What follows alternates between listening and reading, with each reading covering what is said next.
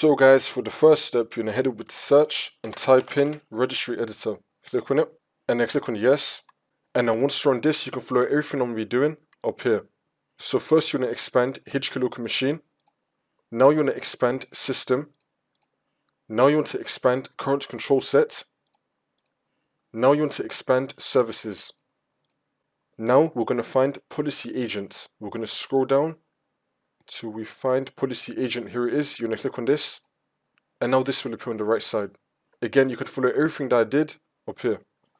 And then once you're on this, you just want to copy and paste the name, which is going to be down below in the description. It's going to start with assume. You want to copy this, you want to highlight it, right click on it, copy.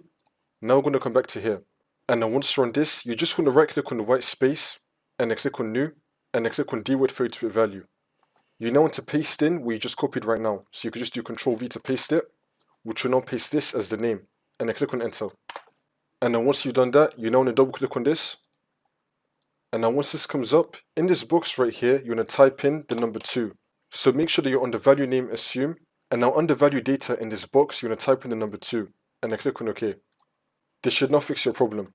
If the problem is still not fixed, then for the second method, if you're using a third-party firewall, you can try disabling that. See if that works. If that's still not working, then for the last method, you're going to head over to search and type in network reset. Click on it.